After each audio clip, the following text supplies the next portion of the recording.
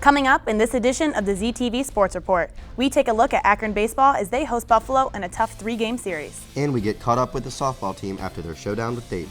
We will also reflect on some of the best moments with Chris Kuhn and the head coaches of the University of Akron in a best of edition of the Coach's Corner segment. All this and more coming up on the ZTV Sports Report.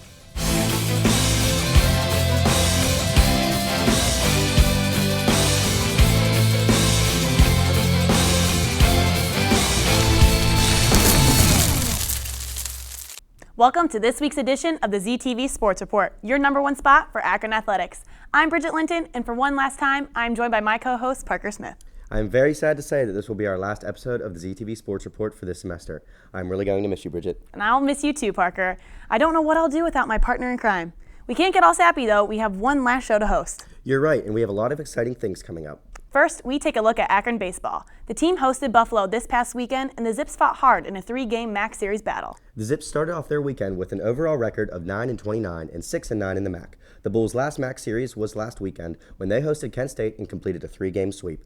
Let's take a look at what we have from the weekend. The University of Akron took on Buffalo, poised to string together a few wins and take the series. In the first game, the teams went back and forth throughout as each team struggled to separate from one another. Buffalo seemed to have the bigger bat, however, as they would squeeze out a 7-6 win at Canal Park in the opening game of the series.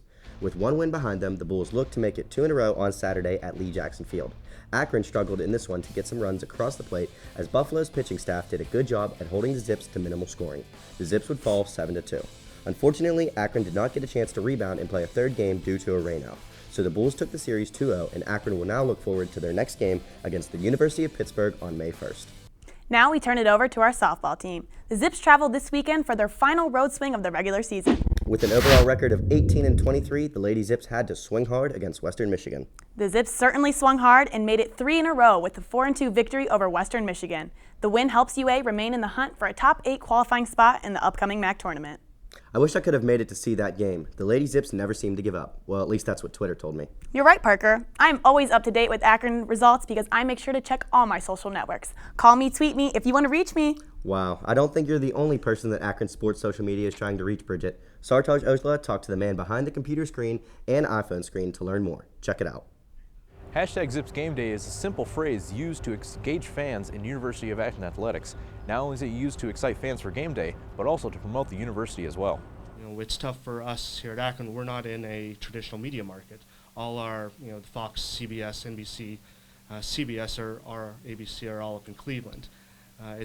We'll have some additional coverage every once in a while when a team's doing well, but for the most part, we're not getting Akron Zips on, the 6 o'clock news, the 11 o'clock news every single night. So we have to find a way to create our own inventory. Having social media where we can push it out and we actually have a voice that's worldwide. I think that's one of the good things. With sports, it's a simple fight of gaining the most fans. With Akron attracting fans most with post-game highlights, it's a race to make sure they get it as soon as possible. People want information now and they want it readily available. They don't want to go back home and check their desktop computers. They're carrying around iPads, they're carrying around smartphones. They want to be able to interact with their, with not only their surroundings but all their friends and their networks. Hey, this is a game.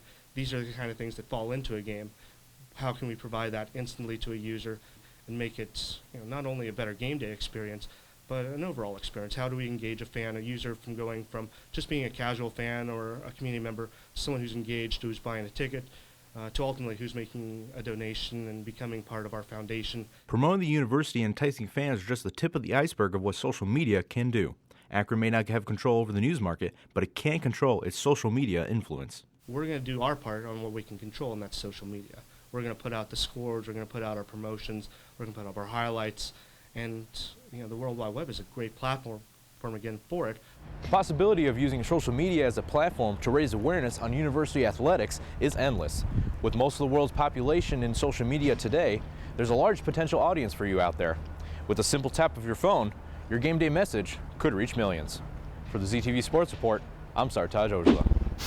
We have to take a short break, but don't go anywhere. Stay tuned for this week's special Best of edition of the Coach's Corner segment with Chris Kuhn. You also don't want to miss when we reflect on the top 10 plays of 2013 with the University of Akron basketball team. We'll be right back after this.